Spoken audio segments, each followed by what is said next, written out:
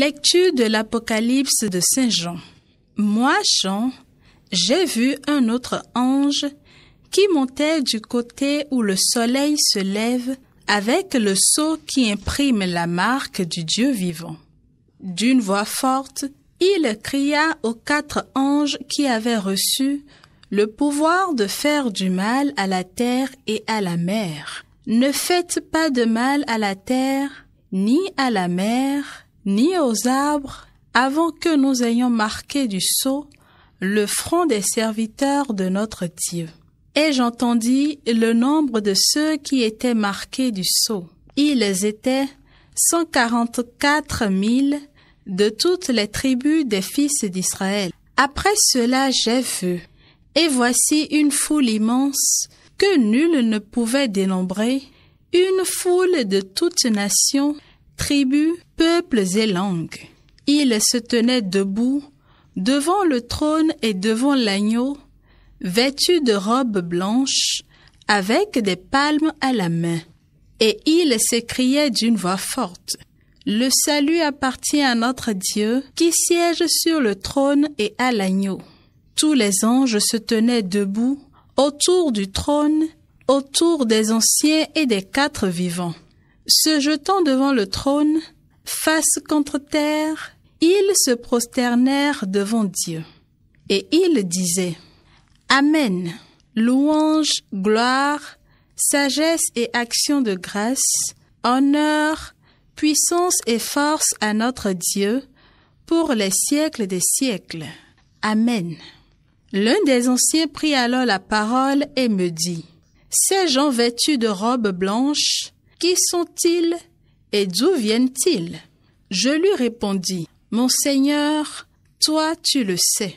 Il me dit: Ceux-là viennent de la grande épreuve. Ils ont lavé leurs robes, ils les ont blanchies par le sang de l'agneau.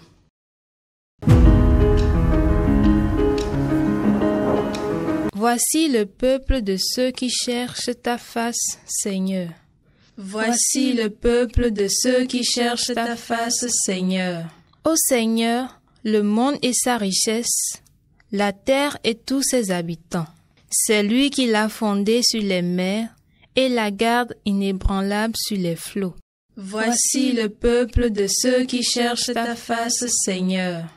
Qui peut gravir la montagne du Seigneur et se tenir dans le lieu saint?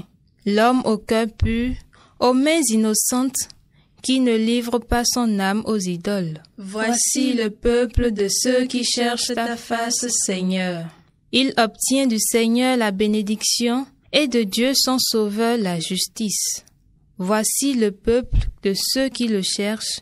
Voici Jacob qui recherche ta face. Voici le peuple de ceux qui cherchent ta face, Seigneur.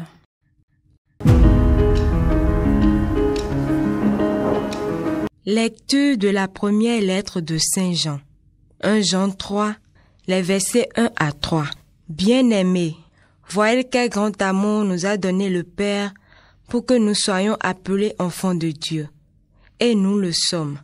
Voici pourquoi le monde ne nous connaît pas. C'est qu'il n'a pas connu Dieu. Bien-aimés, dès maintenant, nous sommes enfants de Dieu, mais ce que nous serons n'a pas encore été manifesté. Nous le savons.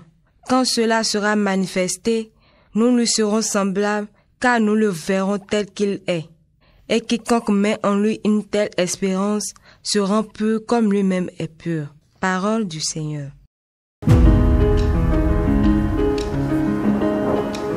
Évangile de Jésus-Christ selon saint Matthieu. En ce temps-là, voyant les foules, Jésus gravit la montagne.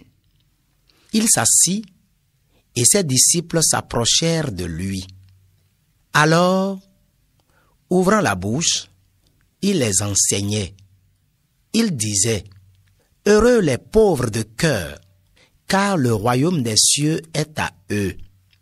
Heureux ceux qui pleurent, car ils seront consolés.